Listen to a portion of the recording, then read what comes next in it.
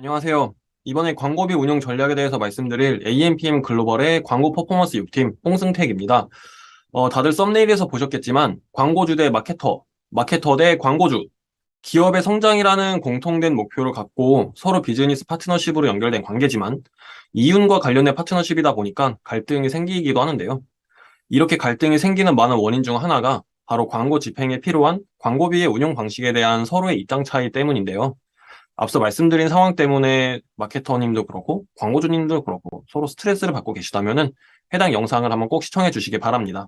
이 광고주의 광고 대행 업무를 하다 보면 성과 향상을 위해서 꼭 한번 마주치는 딜레마가 있습니다.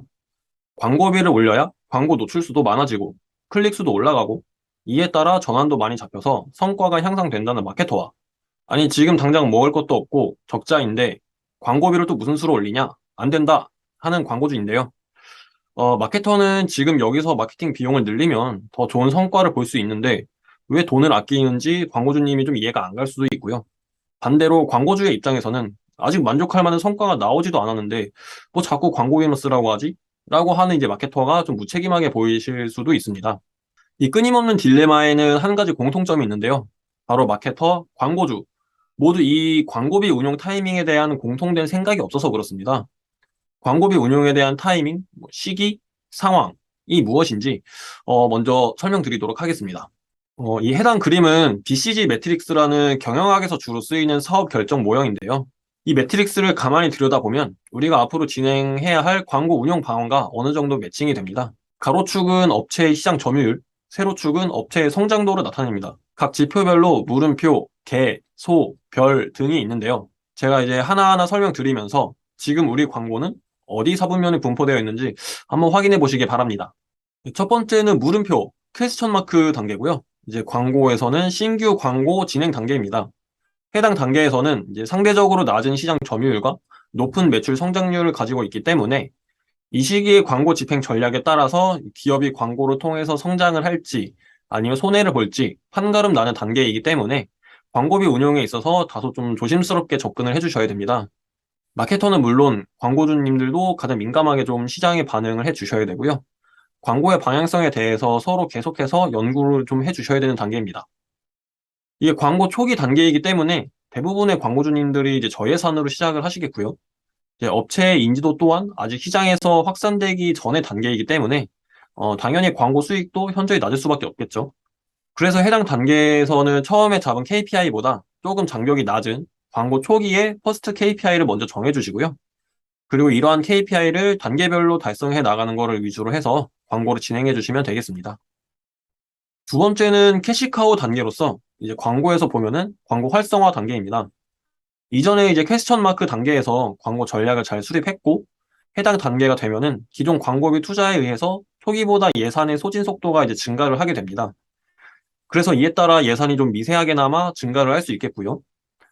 그리고 광고가 진행됨에 따라서 업체의 브랜드 인지도도 조금씩 향상이 되기 때문에 로아스가 계속해서 점진적으로 좀 증가를 하는 단계입니다. 그래서 머신러닝이 최종적으로 완료가 되어서 광고가 최적화되는 단계고요. 그리고 이 시기에 이제 좀 더욱 세심하게 광고를 실시간으로 관리를 좀 해주셔야 되고요. 그리고 예산을 좀 다소 적극적으로 운영을 해서 광고비 자금의 원천 사업뿐만 아니라 계속해서 수익을 좀 부스팅 시켜 주셔야 되는 그런 단계입니다. 세 번째는 스타, 별 단계입니다. 이제 캐시카우에서 적극적인 예산 운용에 따라서 매출이 최고도에 다다랐고 수익과 성장이 최대화를 찍은 단계입니다. 그래서 어떻게 보면은 광고의 최종 KPI가 달성된 단계이기도 하고요. 그래서 이 시기에는 수익성과 성장성이 이미 대폭 상승을 하였고 시장 점유율도 어느 정도 생겼지만 이 경쟁도 또한 극에 달하여서 매체 및 예산의 확장보다는 조금 현 상태를 유지 및 관리에 신경을 써주셔야 하는 단계입니다. 네 번째는 도구 단계입니다. 어떻게 보면 실패한 광고의 단계라고 볼 수 있는데요. 이 광고에 의한 수익이 발생하지 않는 단계고 오히려 광고비 때문에 광고주님이 손해를 보는 단계입니다. 매출 대비 소진되는 광고비가 더 많고요. 그러니까 즉 100% 미만의 지금 로아스를 기록하는 단계고요. 그래서 이 상황에서는 광고비를 좀 감액을 하시던가 아니면 광고를 즉시 중단을 하고 개선 사항에 대한 검토가 진행이 되어 주셔야 됩니다. 그래서 지금 이렇게 BCG 매트릭스의 네 가지 단계에 대해서 말씀드렸는데요. 이제 여기서 제가 두 가지 사례를 보여드릴 텐데 각 사례를 보시면서 지금 상황이 좀 어떤 상황인지 한번 보시면 좋을 것 같습니다. 일단 첫 번째 경우입니다. 해당 계정은 제가 이제 네이버 검색 광고의 그 광고 관리 시스템 데이터를 좀 갖고 왔는데요. 이제 보시면은 꽤 노출 수도 많고 클릭 수도 많습니다. 클릭률도 나쁘지 않고요. 그리고 전환율도 나쁘지 않고 전환당 단가도 괜찮게 나오고 있습니다. 좀 여러모로 되게 좋은 데이터가 보이죠. 지금 해당 데이터 같은 경우는 제가 날짜를 보여드리지 못했는데 이게 단기간의 반짝 데이터가 아니라 조금 지속적으로 해당 데이터가 집계가 되고 있어서 이제 제가 한번 가져와 봤고요. 그래서 이 단계는 제가 앞서 말씀드린 캐시카우의 단계라고 좀 봐주시면 될 것 같습니다. 이게 꽤 능력 있는 마케터가 세팅을 했는지 초기 광고 집행 단계를 잘 지나서 수익이 좀 계속해서 실현이 되고 있는 단계고요. 그래서 이럴 때는 조금 적극적으로 광고비를 운용을 해주셔야 됩니다. 광고비 증액하고 상품군 늘리고 매체 확장하고 데이터 실시간으로 확인하면서 성과 있는 키워드 별도로 관리하고 성과 떨어지는 키워드는 입찰가 조정해주면서 소재는 주기적으로 교체해주고 이러면서 로아스를 쭉쭉 치고 올려줘야 하는 그런 단계입니다. 그리고 솔직히 이 정도의 성과가 나오면 마케터도 이제 광고주한테 자신있게 광고비 증액과 관련해서 말씀드릴 수 있습니다. 광고주님도 이 구간에서는 조금 다소 과감하게 진행을 해주셔도 괜찮습니다. 반대의 경우를 한번 보겠습니다. 일단 객단가를 좀 한번 볼까요? 파워링크의 경우, 이제 매니의 캠페인의 경우 전환수가 8로 찍혀 있죠. 저희는 이제 전환수를 구매 건수라고 이제 가정을 하겠습니다. 이제 그러면은 파워링크의 경우 8개가 팔렸는데 전환 매출액이 25만 4,700원이죠. 그러면은 이제 대략적으로 상품 하나의 객단가가 이제 한 3만 원 초반대라는 건데 지금 전환당 비용을 보시면 31만 원이 나오고 있습니다. 전환율은 1.4%에 로아스가 지금 10%가 나오고 있죠. 그러니까 이게 3만 원짜리 물건을 파는데 31만 원을 지금 광고비로 쓰고 있는 거예요.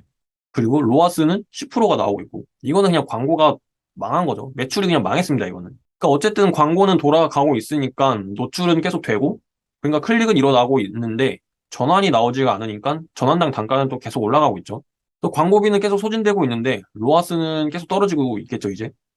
이럴 때는 예산을 감액을 하든가 아니면 광고 자체를 아예 끌고 해결책부터 모색을 해야 됩니다. 보통 이러면은 아직 머신러닝이 끝나지 않아서요. 뭐 광고 최적화가 아직 안 되었습니다. 좀 기다려주세요. 라고들 말씀하시는데 이거는 아닙니다. 이거는 핑계가 될 수가 없어요. 제대로 세팅되고 전략이 제대로 갖춰진 광고는 머신러닝 기간에도 그리고 광고 최적화가 아직 안 돼도 충분히 매출 잡히고 전환 잘 일어납니다. 알아서 저절로 잘 되는 광고는 없기 때문에 이제 이런 구간에서는 마케터가 좀 필수적으로 광고주님께 해당 상황에 대해서 얘기를 해줘야 됩니다. 그래서 제가 지금까지 두 가지 예시를 들어드렸는데 먼저 이러한 처음에 언급드렸던 마케터와 광고주님과 어떤 이런 광고비 운영에 대해서 갈등이 생기는 가장 큰 원인은 바로 이 광고에 대한 본질이 아닌 겉모습만 보고서 판단을 하기 때문입니다. 이 광고주는 이 소진되는 광고비를 통해서 어떤 영업적 이익을 얻는지 미래의 기대 수익이나 이런 거에 대해서 생각을 하는 게 아니라 오롯이 소진되는 광고비만 생각을 하고 계시기 때문이고요. 이제 마케터의 경우는 정확한 데이터에 기반을 해서 광고주님께 광고비 증액에 대해서 건의를 드리는 게 아니라 증액만 하면 광고가 알아서 잘 돌아가고 성과도 뭐 잘 나오겠지라는 어떤 막연한 기대감 또는 광고 자체의 머신러닝이 알아서 최적화 시켜줄 거라는 생각으로 광고주님께 건의를 하니까 이게 이제 광고주를 설득을 못 시키는 거죠. 이게 어떻게 보면은 광고비에 대한 언급은 굉장히 서로한테 민감한 부분일 수 있어요. 그래서 저 같은 경우는 지금 현재 광고의 상태가 어떤지에 대한 현황 파악부터 먼저 확인을 하는데요. 이 무조건 광고비를 올리자고 말씀드리지 않는 이유가 당장은 뭔가 성과가 좋아 보일 수는 있는데 이 광고 내부적인 상세한 검토가 이루어지지 않은 상태에서의 무조건적인 광고비 증액은 결국 이 BCG 매트릭스의 마지막 단계인 개 단계로 빠지는 지름길이라고 저는 생각을 하기 때문입니다. 그래서 광고주님도 마케터님들도 혹시나 이러한 상황에 직면을 하게 된다면 저 같은 경우는 좀 이런 식으로 해결을 해드리려고 합니다. 일단 첫 번째, 지금 우리 광고가 어떤 상황인지 데이터에 기반해서 서로 명확하게 알고 계셔야 됩니다.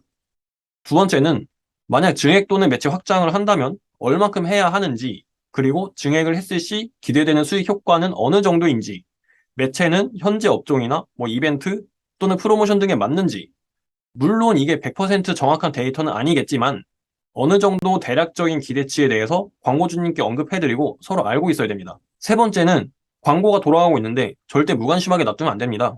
실패하는 광고나 피관되는 광고 계정들을 보면 이게 또 몇 가지 공통점이 있는데요. 이제 광고주님 같은 경우는 마케팅에 대한 공부나 관심이 아예 전혀 없으시고 그냥 대행사에게 광고 맡겨놓으면은 알아서 성과 내주고 황금알을 낳아주겠지 라고 생각하는 경우와 이제 마케터 같은 경우는 세팅 완료했으니 알아서 전환 나오고 뭐 잘 돌아가겠지 라고 생각하는 경우가 있습니다. 일단 이 부분은 제가 해결 방안에서 말씀드린 실제 예시인데요. 이제 해당 리포트는 제가 예전에 이제 광고주님께 그 광고 매체 증액과 관련해서 전달드린 이제 리포트입니다. 이제 광고비 예산이 이렇게 증가되었을 때 예상되는 로아스는 이제 이 해당 빨간색 그래프처럼 이렇게 증가할 예정이고, 이를 위해서는 각 단계별로 어떠한 상세 전략을 시행하고 계획하고 있는지를 이제 보고를 드렸고요. 만약 이 단계에서 다음 단계로 진행을 하기 위해서는 이 어떤 매체를 어떤 식으로 사용해서 그래서 정확히 얼마 정도의 광고비를 증액하면 좋겠다라고 이제 견적서와 함께 이제 전달을 드렸습니다. 그리고 일단 저 같은 경우는 그 저만의 업무 타임 테이블을 만들어서 몇 시부터 몇 시까지는 어떤 업무가 있어도 해당 업체의 광고 관리 시스템을 꼭 체크를 하려고 합니다. 점심 먹고 1시 이후에는 뭐 네이버 검색 광고, 3시부터는 카카오 모먼트, 좀 이런 식으로 체크를 하는데요. 사실 이게 그렇게 시간이 오래 걸리지가 않습니다. 이게 조금 귀찮더라도 한 번만 체크를 해주시면은 나중에 일어날 수 있는 더 큰 손해나 사고를 예방을 하실 수가 있어요. 트래픽이 갑자기 확 튀지는 않았는지, 그래서 광고비가 한 번에 확 소진이 되진 않았는지, 그리고 뭔가 광고 내에서 별다른 이슈 사항은 없는지 실시간으로 좀 확인을 해 주셔야 되고요. 그리고 이게 저도 사람인지라 이제 제가 미처 확인을 하지 못할 경우가 있겠죠, 당연히. 이제 그럴 때 이제 광고주님께서 그거를 보시고 저한테 언급을 해주신 적도 있으세요. 그래서 좀 이런 식으로 마케터와 광고주님이 서로 소통과 피드백을 통해서 성과를 만들어 나가는 것이 굉장히 중요합니다. 네, 지금까지 광고주 대 마케터, 마케터 대 광고주, 광고비와 관련된 갈등 상황에 대해서 좀 알아봤는데요. 이 마케터는 광고주가 충분히 납득할 수 있을 데이터를 근거로 해서 광고비 증액 또는 감액을 가이드해 주셔야 되고요. 그리고 이 광고라는 게 어쨌든 마케터 혼자서 100% 모든 걸 다 할 수가 없습니다. 광고주님도 물론 마케터님만큼은 아니겠지만 최소한의 마케팅 지식이나 현재 자신이 종사하는 이 시장이 어떻게 돌아가는지 정도는 알고 계셔줘야 돼요. 이 광고는 마케터 혼자 하는 것이 아니라 광고주님과 마케터 사이에서 일어나는 양질의 소통과 피드백을 통해서 함께 성장하고 발전할 수 있는 거니까요. 네, 긴 시간 영상 시청해주셔서 감사하고요. 앞서 말씀드린 예시를 토대로 광고주님의 상황과 유사한 케이스에 맞춰서 광고비를 조절하면서 가이드를 해주시면 될 것 같습니다. 네, 이상 AMPM 글로벌 광고 퍼포먼스 6팀 홍승택 대리였습니다. 감사합니다.